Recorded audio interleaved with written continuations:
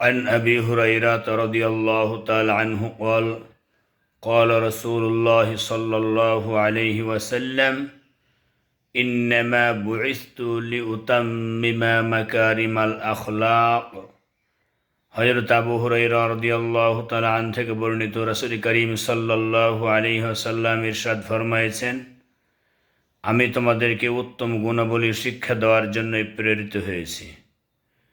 আল্লাহ সুবহানাহু ওয়া তাআলা রাসূল করিম সাল্লাল্লাহু আলাইহি ওয়াসাল্লামের চরিত্র সম্পর্কে ইরশাদ ফরমায়েছেন, ইন্নাকা লাআলা খুলুকিন আযীম, নবী নিশ্চয় আপনি মহান চরিত্রের উপরে প্রতিষ্ঠিত।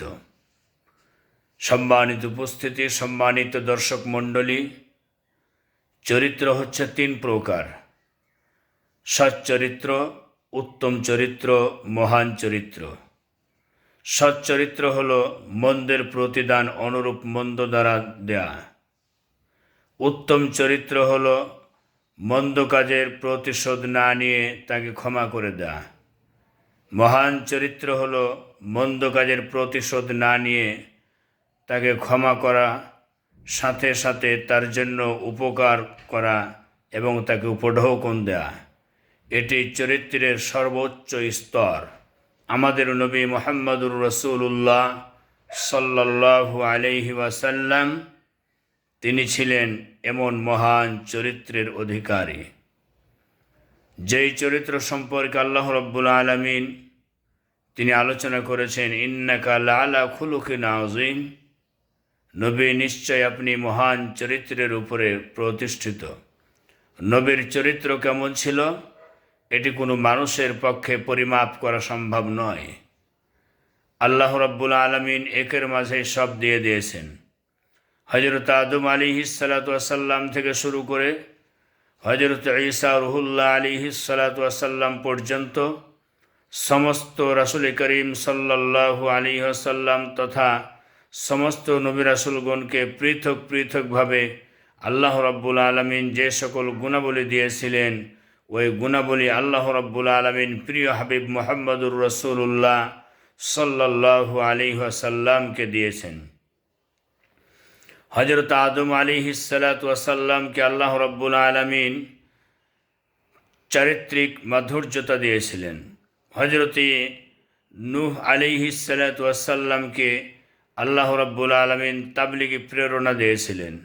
হযরত ইব্রাহিম আলাইহিস সালাতু ওয়াস সালামের একত্ববাদিতা, হযরত ইসমাইল আলাইহিস সালাতু ওয়াস সালামের কুরবানি, হযরত ইয়াকুব আলাইহিস সালাতু ওয়াস সালামের সন্তুষ্টি, হযরত মূসা আলাইহিস সালাতু ওয়াস সালামের কঠোরতা, হযরত হারুন আলাইহিস সালাতু ওয়াস সালামের নম্রতা, হযরত লূত আলাইহিস সালাতু ওয়াস সালামের হিকমত, হযরত দাউদ আলাইহিস সালাতু ওয়াস সালামের কণ্ঠস্বর, হযরত আইয়ুব আলাইহিস সালাতু ওয়াস সালামের ধৈর্য, হযরত ইউনুস আলাইহিস সালাতু ওয়াস সালামের আনুগত্য, হযরত ইউসুফ আলাইহিস সালাতু ওয়াস সালামের সৌন্দর্য, হযরত ইউসা আলাইহিস সালাতু ওয়াস সালামের জিহাদ, হযরত ইলিয়াস আলাইহিস সালাতু ওয়াস সালামের গম্ভীর্যতা, হযরত ইয়াহইয়া আলাইহিস সালাতু ওয়াস সালামের পবিত্রতা, হযরত ঈসা আলাইহিস সালাতু ওয়াস সালামের দুনিয়া থেকে বিমুখতা ইত্যাদি গুণাবলী আমাদের নবী মুহাম্মদুর রাসূলুল্লাহ সাল্লাল্লাহু আলাইহি সাল্লামের মাঝে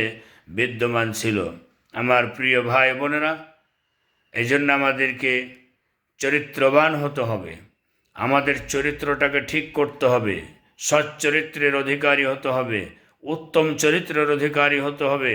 মহান চরিত্রের অধিকারী থেকে মুহাম্মদুর রাসূলুল্লাহ সাল্লাল্লাহু আলাইহি সাল্লামের চরিত্র থেকে আমাদেরকে শিক্ষা নিতে হবে। আল্লাহ সুবহানাহু ওয়া তাআলা ইরশাদ ফরমাইছেন, লাকাদ কানা লাকুম ফি রাসূলিল্লাহি উসওয়াতুন হাসানা, তোমাদের জন্য রয়েছে উত্তম আদর্শ আমার নবী মুহাম্মদুর রাসূলুল্লাহ সাল্লাল্লাহু আলাইহি ওয়াসাল্লামের মধ্যে। অর্থাৎ আমরা বিশ্বনবীর আদর্শকে লালন করতে হবে, বিশ্বনবীর আদর্শকে মানতে হবে, বিশ্বনবীর আদর্শকে অনুপ্রেরণার সাথে পালন করতে হবে এবং অন্যকে পালন করার জন্য বলতে হবে।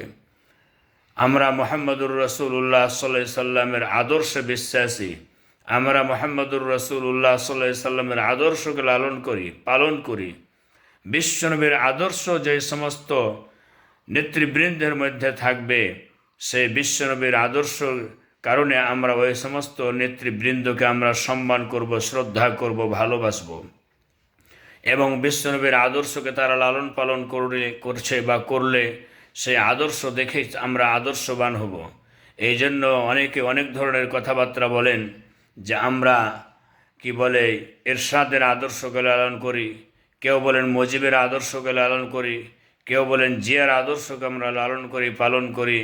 আমরা কখনোই বলি না যে আমরা আমাদের নেতার আদর্শ তথা ইসলামী আন্দোলনের নেতার আদর্শকে লালন করি, পালন করি, ইসলামী খেলাফত মজলিসের নেতার আদর্শকে লালন করি, পালন করি, বাংলাদেশ জামাত ইসলামীর নেতার আদর্শকে লালন করি, পালন করি, এটা আমরা বলি না। আমাদের আদর্শ মুহাম্মদুর রাসূলুল্লাহ সাল্লাল্লাহু আলাইহি ওয়াসাল্লামের আদর্শ।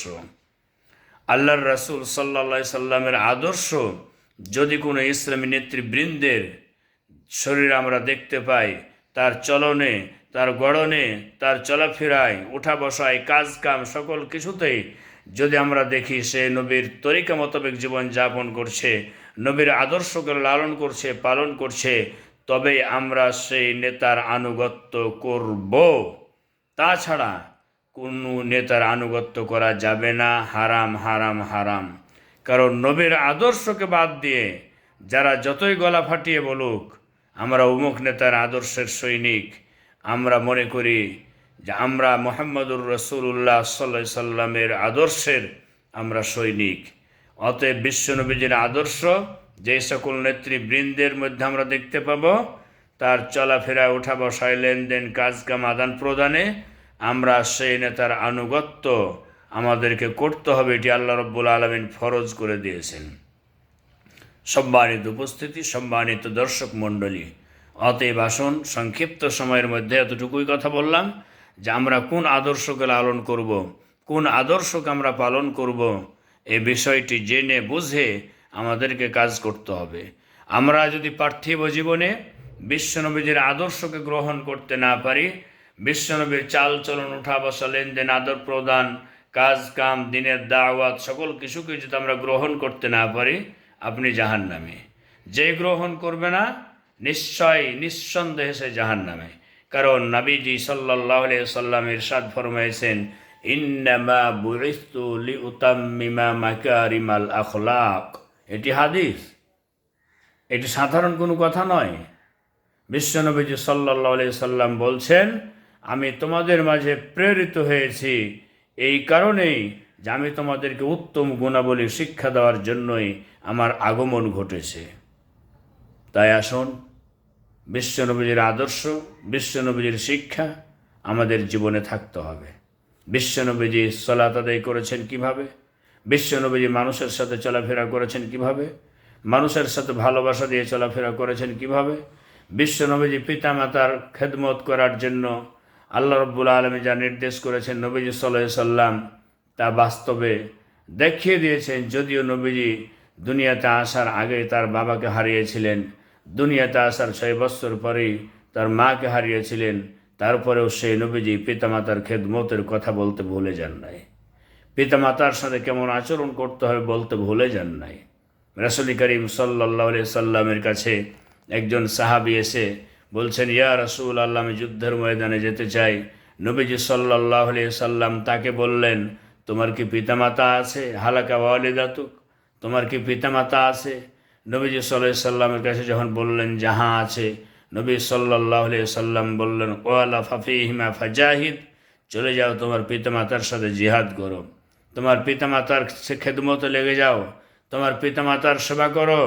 এই পিতামাতার সেবার মাধ্যমে আল্লাহ রাব্বুল আলামিন তোমাকে জিহাদের সওয়াব দান করবেন, মর্যাদা দান করবেন। সুবহানাল্লাহি ওয়া বিহামদিহি সুবহানাল্লাহিল আযীম। রাসূল করিম সাল্লাল্লাহু আলাইহি ওয়াসাল্লামের কাছে এক ব্যক্তি প্রশ্ন করলেন, ইয়া রাসূলুল্লাহ, মান আহাক্কুন নাস বিহুসনি সুহাবাতি, আমার কাছ থেকে সবচেয়ে ভালো ব্যবহার পাওয়ার হকদার কে, অগ্রাধিকারী কে? নবীজি সাল্লাল্লাহু আলাইহি সাল্লাম বললেন, ক্বালা উম্মুক, তোমার মা। ক্বালা সুম্মা মান, আবার প্রশ্ন করলেন এরপরে কে? নবীজি বললেন, ক্বালা উম্মুক, তোমার মা। নবীজি সাল্লাল্লাহু আলাইহি সাল্লামকে আবার প্রশ্ন করলেন, ক্বালা সুম্মা মান, এরপরে কে? নবীজি সাল্লাল্লাহু আলাইহি সাল্লাম বললেন, ক্বালা উম্মুক, তোমার মা। লোকটি পুনরায় প্রশ্ন করলেন, ইয়া রাসূলাল্লাহ, ক্বালা সুম্মা মান, এরপরে কে? নবীজি সাল্লাল্লাহু আলাইহি সাল্লাম জবাবে বললেন, ক্বালা আবুকা, এরপরে তোমার পিতা। মায়ের সম্মানের কথা, মায়ের ইজ্জতের কথা আল্লাহর রাসূল 3 গুণ বৃদ্ধি করেছেন, 3 গুণ বাড়িয়ে দিয়েছেন। মায়ের খেদমতের কথা, মায়ের সম্মানের কথা, বাবার কথা বলেছেন একবার। এই মা সন্তান, আমরা দুনিয়াতে এসেছি মায়ের পেট থেকে। এই মা আমাদেরকে গর্ভে ধারণ করেছেন। ছোট্ট অবস্থা থেকে মায়ের পেটে আমরা ছিলাম, আস্তে আস্তে বড় হয়েছি। মা এক পেট ক্ষুধা নিয়ে খাবার সামনে নিয়ে খেতে বসেছেন। আমরা সন্তান মায়ের পেটে থাকা অবস্থায় পা দিয়ে হোড়া মেরেছি, গুঁতা মেরেছি, লাথি মেরেছি। মা সাথে সাথে খাবারের প্লেটটা সরাই দিয়েছেন। সেই খাবারের প্লেটটা সরাই দিয়ে মা নীরবে চোখের পানি ফেলেছে। সেই মা খাবারের প্লেটটাকে সরাই দিয়ে বমি করেছে। এক পেট ক্ষুধা নিয়ে খেতে বসেও ঠিকমতো খেতে পারেন নাই। ওই মা, আস্তে আস্তে মায়ের পেটে আমরা বড় হয়েছি। মায়ের যখন সেই সন্তান ভূমিষ্ঠ হওয়ার জন্য পেন উঠেছে, ব্যথা উঠেছে, মা তখন কাটা কবুতরের মতো ছটপট করলেও আমরা কেউ দেখি নাই। কিন্তু কোরআন সুন্নাহর আলোকে অনুধাবন করতে পারছি যে মা কত কষ্ট করেছে, মা কতটুকু কষ্ট করেছেন। যারা বিবাহ করেছেন, যে সমস্ত ভাইয়েরা বিবাহ করেছেন, আপন স্ত্রীর দিকে দৃষ্টি দেবেন। আপনার স্ত্রী যখন সন্তান সম্ভব হয়, সেই স্ত্রীর দিকে দৃষ্টি দেখবেন, তার কতটা কষ্ট হয়। ঠিক কষ্টগুলো মা করেছে। সেই মা কত কষ্ট করেছে। সন্তান ভূমিষ্ঠ হওয়ার জন্য মায়ের বাড়ি চলে গেল, অথবা ডেলিভারির জায়গায় চলে গেল। মায়ের মন কত ব্যথায় জর্জরিত। সেই সন্তানটি যখন দুনিয়াতে আসলো, সব কিছু জানার আগে জানতে চাই মা সন্তানটি কই। মা সন্তানের খোঁজ নেয়। সেই সন্তানটিকে যখন মায়ের কোলে তুলে দেওয়া হয়, আল্লাহর রাসূল সাল্লাল্লাহু আলাইহি সাল্লাম বলেছেন, 10টি মাস সন্তানকে পেটে ধরে রাখার কারণে যত ব্যথা বেদনা, যত কষ্ট, যত যা হয়েছিল, মায়ের মন থেকে মুহূর্তের মধ্যে সকল প্রকার ব্যথা বেদনা দূর করে দেওয়া হয়। মা সন্তানটিকে পেয়ে মায়ের কলিজা ঠান্ডা হয়ে যায়।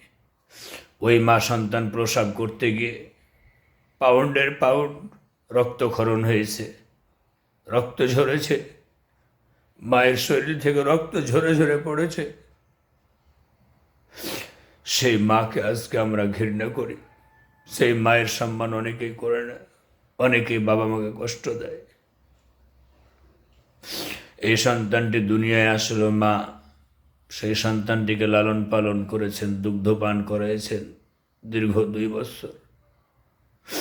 কত গ্যালন গ্যালন আমরা দুধ পান করেছি, মনের মন দুধ পান করেছি। এই সন্তানটি দুনিয়ায় আসার পরে তার প্রসাব পায়খানার কথা, কাপড় চোপড়, পোশাক আশাক, মা মেথরের কাজ পর্যন্ত করতেও দ্বিধাবোধ করেন নাই, একটা বড় করেন নাই। মা যে এমন কষ্ট আমি আর করতে পারবো না, আমি আর তোমার পোশাক খাসতে পারবো না। 2টা 3টা 5টা 10টা পোশাক শীতের সময় আমরা নষ্ট করে ফেলেছি। মা সকল পোশাকগুলো পরিষ্কার করে দিয়ে আবার রোদ্রে শুকাতে দিয়েছেন। সেই সময়ের মধ্যে মা আবার আর কোনো গাথা বা পোশাক না থাকলেও ওই সময় মা সন্তানটিকে আমাদেরকে বুকের উপরে নিয়ে কাপড় জড়া দিয়ে কাপড়ে লেপটিয়ে দিয়ে আবার আমাদেরকে দুধ পান করাইছে। ওই মা আমাদের জন্য কত কষ্ট করেছে। আল্লাহর রাসূল সাল্লাল্লাহু আলাইহি ওয়াসাল্লাম ইরশাদ ফরমাইছে, হুমা জান্নাতুকা আও নারুকা, পিতামাতাই তোমার জন্য জান্নাত অথবা পিতামাতাই তোমার জন্য জাহান্নাম। সম্মানিত উপস্থিতি, সম্মানিত শ্রোতা ও দর্শক মণ্ডলী, এই জন্য পিতামাতার খেদমতের মাধ্যমে জান্নাত, পিতামাতার অসন্তুষ্টতেই জাহান্নাম অবধারিত রয়েছে। এই জন্য আসুন, রমাদানুল মুবারক মাস, আল্লাহর রাসূল সাল্লাল্লাহু আলাইহি সাল্লাম বলেছেন, যেই ব্যক্তি তার জীবদ্দশায় পিতামাতার খেদমত করে জান্নাত লাভ করতে পারল না, সে ধ্বংস হয়ে যাক, সে ধ্বংস হয়ে যাক। এই জন্য আমি সকল